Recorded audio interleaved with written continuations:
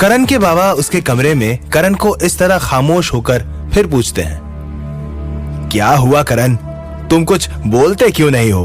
ऐसी कौन सी बात है जो तुम इतना छुपा रहे हो मुझसे? अपने बाबा की बात सुनकर करण विचारों से बाहर आ जाता है और अपने असली बात छिपा लेता है और झूठ बोलते हुए अपने पिता से कहता है, नहीं नहीं बाबा, ऐसी छुपाने जैसी कोई बात नहीं है।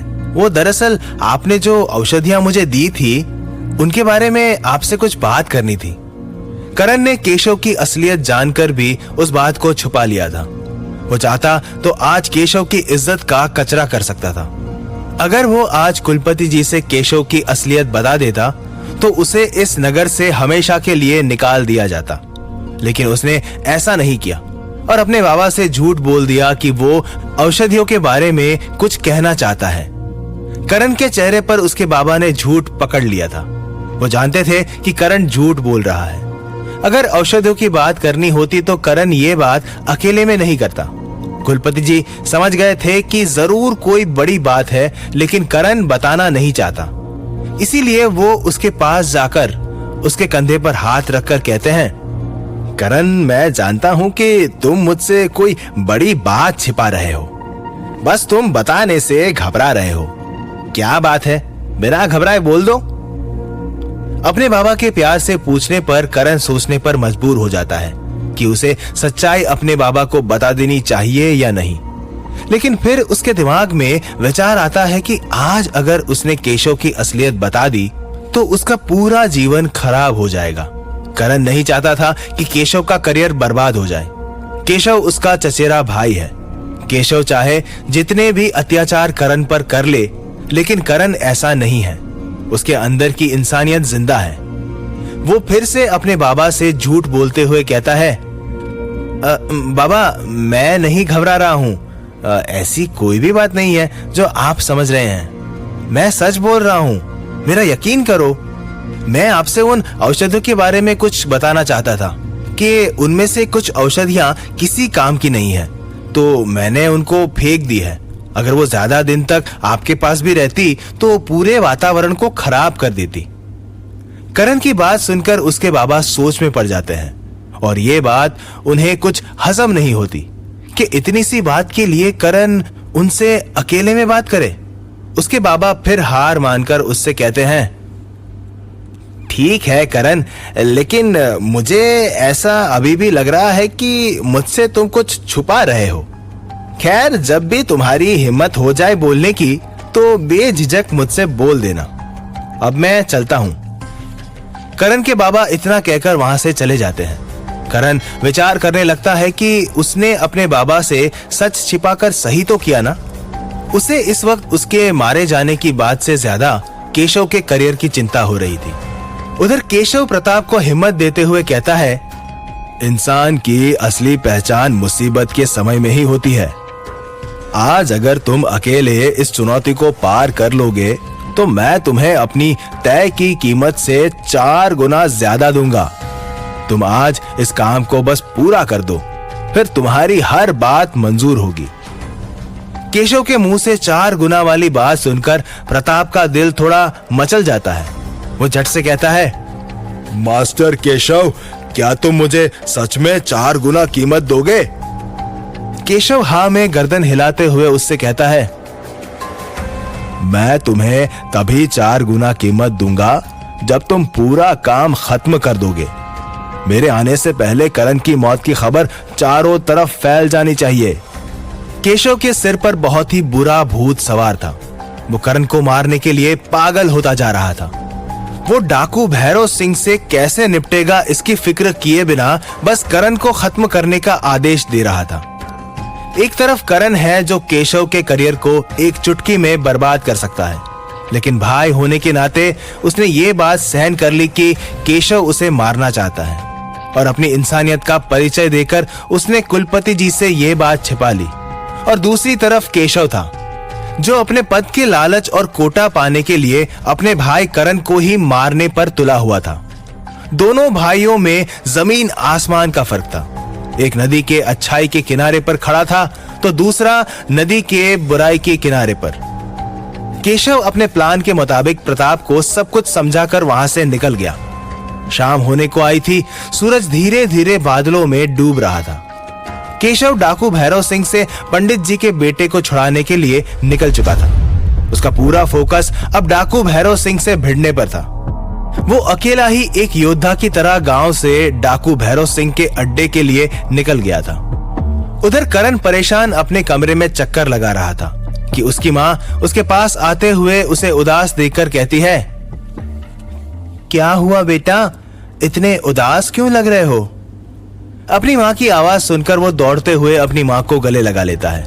वो एक छोटे बच्चे की तरह अपनी माँ से चिपक गया था। उसे कुछ नहीं पता था कि उसके साथ क्या हो रहा है।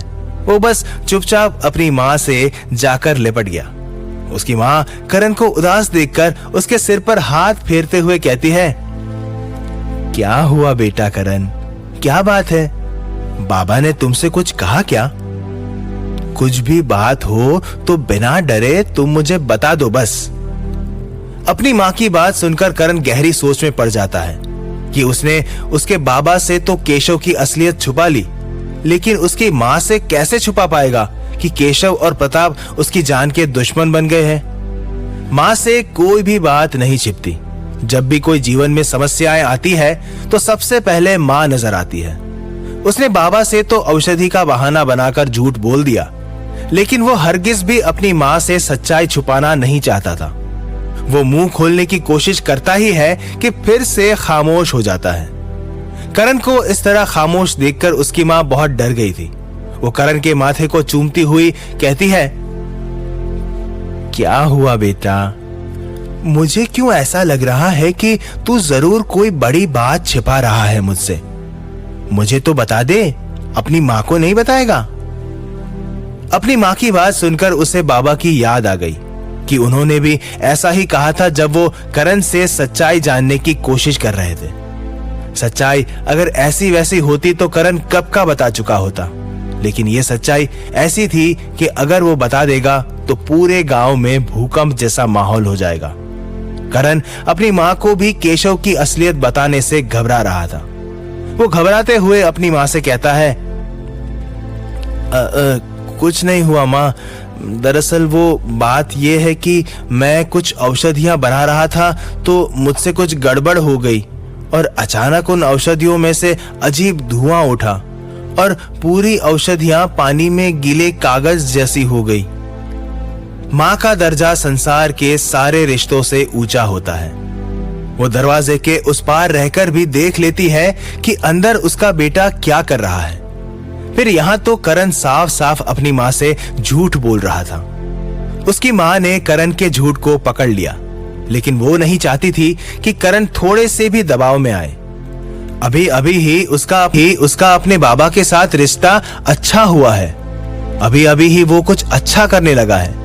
यही बात सोचकर उसकी माँ उसे ज्यादा कुछ नहीं पूछती और कहती है, ठीक है बेटा करण, तुम ज्यादा चिंता मत करो और आज रात को औषधालय में मत जाना। इतना कहकर उसकी माँ उसके कमरे से चली जाती है। उधर प्रताप अपने आदमियों को पेड़ के पीछे छुपने का बोल चुका था। वो उनसे बोल आया था कि जैसे ही करण औषधालय में जाए उसके थोड़ी देर बाद ही वो पूरे औषधालय पर तेल डाल दे। प्रताप अपने कमरे में से झांक कर करण के औषधालय में जाने का इंतजार कर रहा था। करण इस बात से अनजान था कि वो औषधियां लेने के लिए औषधालय की तरफ जा रहा था। प्रताप करण को आता देखकर अपने कमरे का दरवाजा बंद करके अंदर बैठ गया था। उन दोनों आदमियों ने भी करण को औषधालय में जाता हुआ देख लिया था कि तभी उसमें से एक आदमी दूसरे आदमी से कहता है, हमारा शिकार आ चुका है। वो दूसरा आदमी उस आदमी का जवाब नहीं देता तो वो पीछे मुड़कर देखता है, लेकिन जब वो पीछे मुड़कर देखता है तो उसे अपने साथ वाला आदमी कहीं नजर नहीं आता। उसे ढूंढने वो इधर उधर देखने लगता है। उधर करण औषधालय में से अपने काम की सारी औषधियां लेकर वापस अपने कमरे में आ जाता है। इधर कुछ देर ढूंढने के बाद उस पहले आदमी को वो साथ वाला आदमी सामने से आता दिखाई देता है। उन दोनों ने करण को जाते हुए देख लिया था, लेकिन जब वो औषधालय के बाहर आया तो उस पर उन दोनों का ध्यान नहीं गया, क्योंकि पहला वाला आदमी अपने साथी को ढूंढने चला गया था। प्रताप भी थोड़ी देर बाद अपने कमरे का दरवाजा खोलता है, लेकिन तब तक करण औषधियां लेकर निकल चुका है।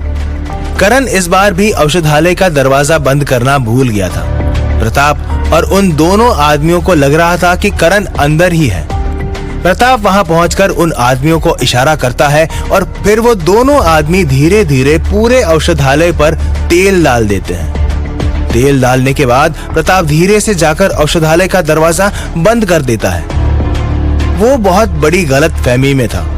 उसे लग रहा था कि सब उसके प्लान के मुताबिक ही हो रहा है, लेकिन उसे पता ही नहीं था कि करण तो औषधालय में है ही नहीं और उसके आदमियों ने बहुत बड़ी गलती कर दी थी। उन्होंने करण को आते तो देख लिया था, लेकिन जाते नहीं देखा था। प्रताप तेल डालने के बाद अपने आदमियों से कहता है, अब तुम जा सकते हो। कल दोपहर को तुम्हें तुम्हारी कीमत मिल जाएगी।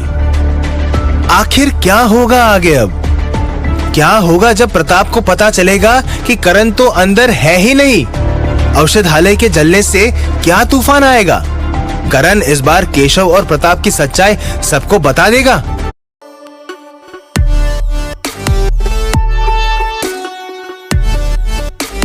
अगर हमारी ये वीडियो आपके लिए हेल्पफुल रही है तो हमारे चैनल को सब्सक्राइब कर लें और वीडियो को लाइक भी कर दें, ताकि हमें इस जैसी और वीडियो बनाने के लिए मोटिवेशन मिल सके।